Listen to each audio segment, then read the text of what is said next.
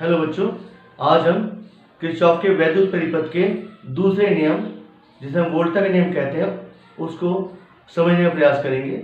लेकिन उससे पहले मैं आपको एक बात बता देता हूँ। जो किरचॉफ का प्रथम नियम है, वो जो धारा प्रमेय कहते हैं जिसको, वो आवेश संरक्षण के नियम पर आधारित होता है। 1 नंबर में पूछा जाएगा ये। और जो दूसरा नियम है वोल्टा का नियम, वो ऊर्जा संरक्षण के नियम पर आधारित होता है। तो कृपया इसको याद कर लें। तो हम बात करते हैं दूसरे नियम के किरचॉफ के। तो देखते हैं, आइए। किरचॉफ के वैद्युत परिपथ का द्वितीय नियम।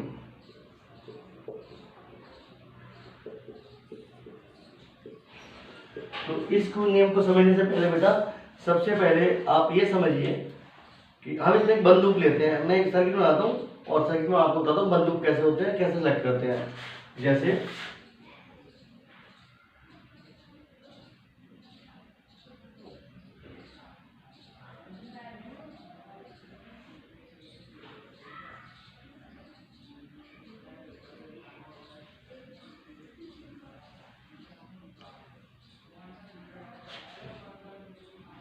A, B, C, D, E, F, that's E1 और ये E2। याद रखना बच्चों, जो बड़ी वाली प्लेट होती है जो हम सेल रिप्रेजेंट करते हैं, वो प्लस की होती है, पॉजिटिव, और जो छोटी वाली होती है वो माइनस की होती है, प्लस माइनस। मान लो ये रेजिस्टेंस R1 है और ये रेजिस्टेंस R2 है और ये रेजिस्टेंस R3 है। आप जानते होंगे कि जो प्लस की प्लेट होती है उससे करंट बाहर की ओर निकलती है। तो मैंने ये धारा शो कर दी है, जो सेल E1 से निकल रही है I1, और जो सेल E2 से निकल रही है वो I2 है। और ये दोनों ही करंट्स इस पास में जाएंगी, इस प्रतिरोध में। I1 और I2 दोनों ही इसमें जाएंगे, I1 प्लस I2, और फिर यहाँ से उसमें पुनः इसमें I2 और इसमें I1 चली जाएगी। ये क्लियर है बेटा? अब देखिए बंद पाश क्या होता है। इसमें कितने बंद पाश दिखाई दे रहे हैं आपको? इसमें 3 बंद पाश है। एक बंद पाश है A B E F A, दूसरा है B C D E B, तीसरा है A C D F A। तो इसको समझने से पहले किरचॉफ के नियम को हम एक बार बता दूं बेटा आपको। किरचॉफ के नियम में हम इस पे घूमेंगे, लूप से किसी बंद पाश में घूमेंगे, या तो एंटी क्लॉकवाइज या क्लॉकवाइज। अगर आप एंटी क्लॉकवाइज घूमते हैं या क्लॉकवाइज घूमते हैं तो उससे आंसर पे कोई प्रभाव नहीं पड़ता है, केवल साइन बदल जाते हैं। मैं आपको दिखाता हूं कैसे। देखो बेटा, मान लो ये कोई इक्वेशन है x प्लस वाई, या माइनस वाई मान लो बेटा, minus Y is equal to Z. अब ये मान लो क्लॉकवाइज घूमने पे आया मेरे पास, तो अगर मैं एंटी क्लॉकवाइज घूमूंगा तो ये हो जाएगा minus X plus Y is equal to minus Z. पूरी इक्वेशन के साइन बदल गए हैं, बट इक्वेशन के मायने नहीं बदले हैं, इक्वेशन वही है। यही फर्क पड़ता है आप क्लॉकवाइज घूमे या एंटी क्लॉकवाइज घूमे। चलिए देखते हैं, हम इस नियम को अप्लाई करते हैं।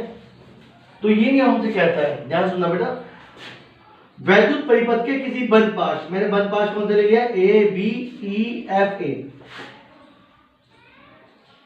और मैं इसमें क्लॉकवाइज घूम रहा हूं, एंटी क्लॉकवाइज।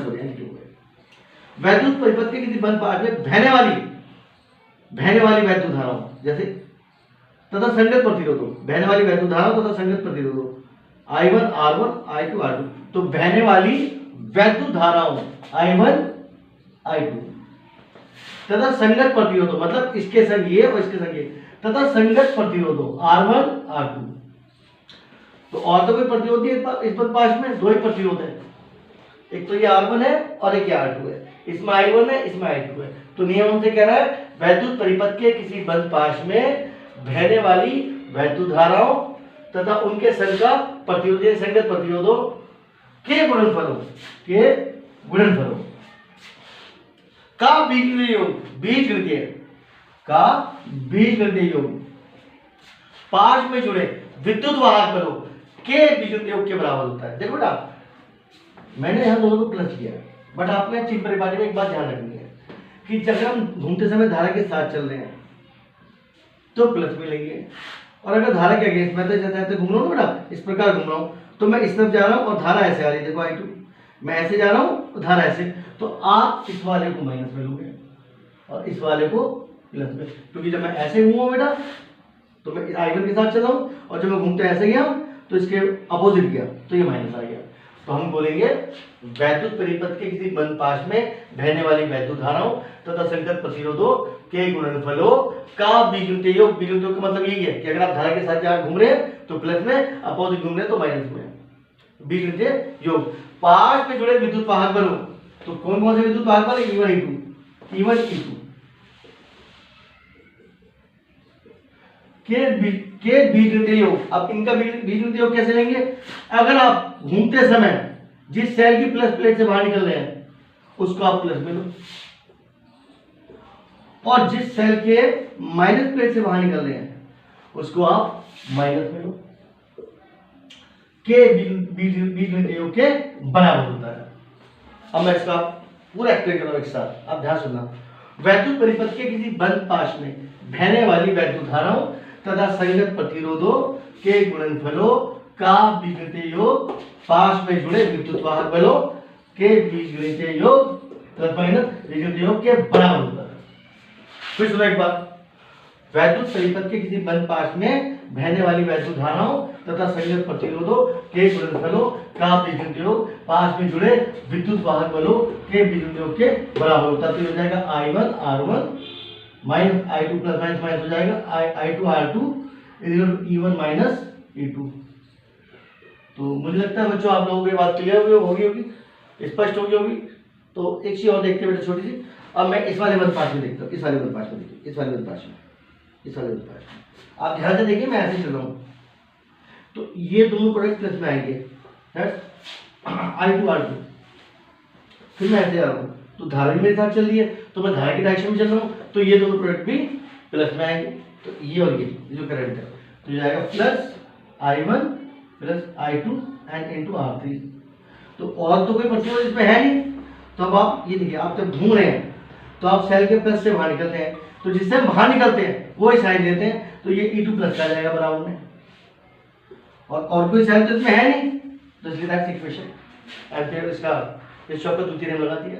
इसी प्रकार हम पूरी वाले से देखो ध्यान से बेटा, मैं ऐसे घूम रहा हूँ इस तरह, तो ये दोनों प्रोडक्ट किसमें आएंगे? प्लस में I1 R1। फिर मैं घूमते हुए ऐसा आया तो एक और रेजिस्टेंस आ गया, और आप देख रहे हैं मैं धारा के साथ चल रहा हूँ, देखो ये भी इधर जारी करे तो ये भी प्रोडक्ट, इनके जो प्रोडक्ट है गुणन है वो प्लस में आएगा, that plus I1 plus I2 into R3, तो दैट्स R3। और तो बेटा कोई प्रतिरोध है नहीं इसके अंदर, दो ही रेजिस्टेंस आ रहे हैं 1 2 इस पाथ में। अब एक ही सेल आ रहा है इसके अंदर E1, और आप देख रहे हैं घूमते समय मैं E1 के पॉजिटिव से बाहर निकल रहा हूँ। जो सेल E1 है, ये रहा E1, इसके घूमते समय इसके प्लस प्लेट से बाहर निकल रहा हूँ, तो equal two plus E1। That's clear? Thank you बच्चों।